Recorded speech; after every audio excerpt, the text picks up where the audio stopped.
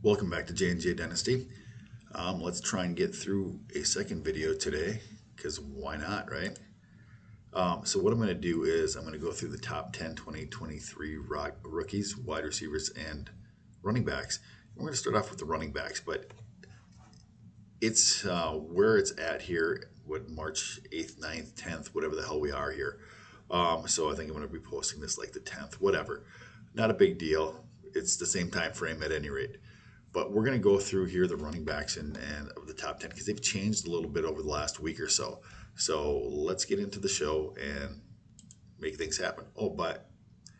And as always, if you like the content, click like, subscribe, leave a comment below, or ask a question. So hopefully I can get some lives going here shortly. I would love to do that. I would love to get some interaction because I suck just being stagnant here and just whipping out blah, blah, blah, useless information. Hopefully useful information, but at any rate, we'll go from there. All right, so let's get going on here. So as we know, everybody knows Bijan's going to be the number one, so not a big deal with that. Not a giveaway with the first slide, right? So, but let's take a look here. We got Bijan and Gibbs, obviously, and Gibbs and Smith and Jigba are tier 2 there. So all by themselves. So you have that. There's been some slight modification. A-Chain over the last week since the draft has slid above Charbonnet. Obviously, Kendrick Miller is way up there. Roshan Johnson. And Tajay Spears is hanging in there even with his knee injuries. So we've got the whole list here, right? So there's some guys that I do want to actually talk about a little bit. Number one is Gibbs. I mean, Gibbs and Smith and Jigba are tier 2 by themselves, in and amongst themselves, right?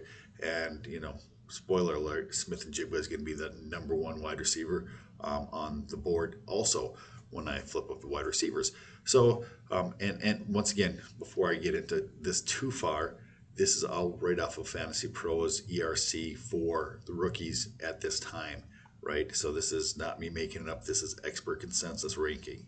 So Jahmyr Gibbs, fabulous landing spot. I mean, Bijan, Gibbs, and Smith and Jigba chalk 1, 2, 3 in every draft. Just depends on which way they go. Only at 2 and 3, right? So let's get back into looking here. One of the guys that flew up the board here was that I wanted to just briefly touch on was A-Chain. So obviously everybody knows he went to Miami. Everybody knows that he's stellar. Everybody knows he's fast, and Miami loves fast offensive players. So he fits right in. The question is how much workload is he going to get? I don't foresee them cutting Mostert. They just re-signed him. Mostert most likely will be injured. So, I mean, for a lot of time, it's going to be Jeff Wilson and A-Chain. Also, Wilson has always had the injury bug also. So there is a definite possibility that A-Chain is going to get a good workload. I don't necessarily know that I want to draft him this high, though, in drafts. You can check. I just did a mock draft or a draft based off of other drafts video and ECR, so I kind of combined them. It was a Superflex draft, so you can see where these guys actually went as per that with an additional ADP. That's how I kind of based that one off of. So as we keep continuing down the line here, Charbonnet, Kendrick Miller has been rising up draft boards. I really don't know why. I do like him, but I do not like his landing spot in the situation this year. I mean, you're going to have to sit on him for an entire year. Kendrick, so Roshan Johnson, everybody loves him so much. I mean, I hope it winds up panning out for everybody. I don't see it. I mean, I see him like Charbonnet, a big bruising back who takes a lot of hits. It's probably going to wind up getting injured. He doesn't play like his testing scores at the combine, so I do have fear about Roshan Johnson. Tajay Spears with the knee, Tank Bigsby, so which gets us to the next guy I really want to talk about. I think Chase Brown has a very distinct possibility of actually becoming a year one fantasy producer, a lot like Dameon Pierce. Do I love all of his skill set? Did he look terrible at the Senior Bowl? Yes. Did he test well at the Combine? Yes. So we're trying to figure out which one is Chase Brown really here. Is he, the high tester, the high producer, or is he the guy that looked terrible at the Senior Bowl? I mean, anybody can have a bad week or two. Did he put too much pressure on himself at that point? I don't know what the situation was. He didn't practice well all week. Was there a life situation that was going on with him? We don't know. So let's take that out of the equation. He's been a high producer, so he's somebody that I actually like. He's somebody that I think that may have a shot, in the backfield this year with Joe Mixon. What's happening with him? So with Joe Mixon, with his legal issues, 2 possible arrests that he had, or 2 run-ins with the law this summer, there is a definite possibility that Chase Brown gets a large workload. Definite possibility that he gets 1,000 yards. Definite possibility that he catches a bunch of balls. I know that his hands are supposedly suspect. I see that he can catch the ball. He's not a pure receiver, but Burrow throws a nice ball, and if he can get him to it, I mean, Samaje couldn't catch the ball either. He was catching balls, so let's just go with that, or let's go from there. I mean, he's somebody I like. If I can get him, probably. I mean, I'd love to be getting him at the beginning of the 3rd round, and hopefully producing and maybe be a league winner by the end of the year for you, right? So then you got Zach Evans, who is going to be a handcuff for, obviously, Cam Akers and the Rams, because you don't know what the heck is going to be going on there with them, right? Who knows which running back de jour per week. All right, so let's get back here. Let's get into the wide receivers.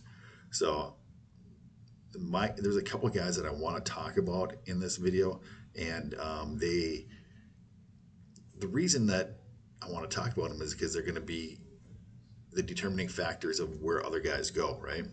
So let's get into this one. So let's actually take a look at the top 10. So here we have it with Smith and Jigba, Addison, Quentin Johnson, and Zay Flowers, and Marvin Mims to round out the top 5. So obviously Smith and Jigba is chalk. He's going to be number 1. Him and Gibbs are going to be 1, 2, and 3 picks, right?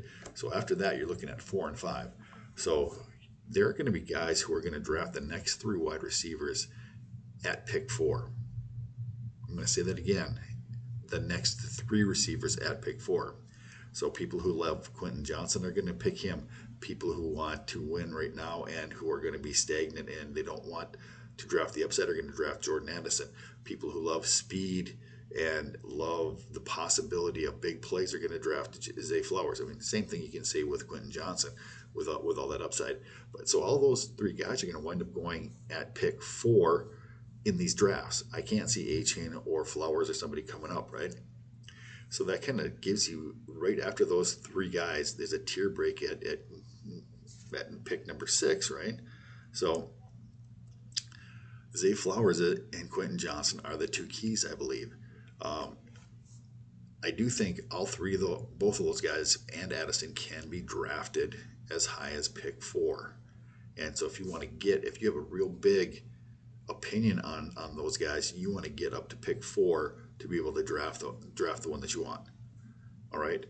Zay Flowers been all over the news, so his stock is probably going to even continue to rise. And I can see Jordan Addison slide maybe to pick 6, pick 7 even, depending on your draft.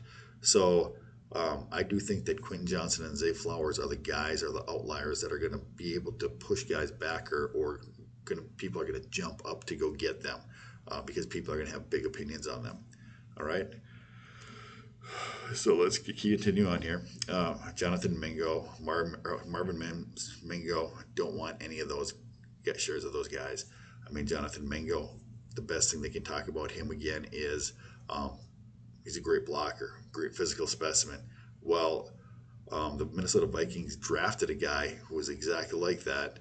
He was a great run blocker. He had great hands, and he had all the upside, and he didn't turn out to be anything. Also, I think that was from Ole Miss. You guys can look him up. If I'm going to remember correctly, was it Laquan Treadwell? I don't know, whatever his name was. But he was terrible, and he's bounced around, and he's made a serviceable career, but it's a first-round pick that wasn't very good. And I see Marvin Mims Mingo being exactly the same. If you want to think high-end upside for Mingo, think Allen Lazard. Great, supposedly got all the physical tools in the world, big receiver, great blocker. Not so much in fantasy. 160, 180 points. Keep you on the roster. You probably never play him. You never get any results if you do play him. So, because you never throw him in the lineup when he actually catches a touchdown. Which gets us where we're at now. So we're gonna check out the next guy, and the guy that I am a fan of, and becoming more of a fan of. I really don't like him, but I like his situation, being in Indianapolis, right?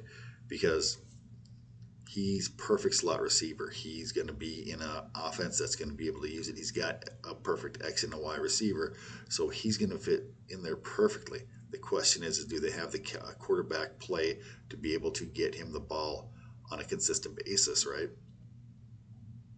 So Downs is the guy who's coming up my board here a little bit, and I really do like him in the offense that he's in. Not necessarily a big pick on him, and so if I can get him somewhere in the mid-second, that's something that I would do, right? So then you find out, finish off this with Jalen Reed, who has been flying up boards because Green Bay's drafted him, Rashee Rice and Jalen Hyatt, who is probably going to be also a late second, early third type of pick. So with that being said, that's kind of everything with the rookies. So you got top 10 running backs, you got the top 10 wide receivers here. I'll leave it up on the board here for a minute, so if you want to pause, you can, just to be able to take a look at them and kind of go from there. So as always, like, click, subscribe, leave a comment below. I don't know why I could not say that at the beginning of the video, but there you go. So that's who we have. That's ECR here, and May 9th, I believe it is today as of the recording day, and we're going to go from there. Oh, and by all means, if I have a spelling error in my things, that's because I'm an idiot and I can't type and I can't spell. So there you go. You can always leave that comment below. I think last thing I'd put early, I did have an L in there, and rookie always looks incorrect to me, so whatever. And well, this is going to be the end of this video. Hope you can have this information be useful to you, and then go from there. Until next time, there you have it.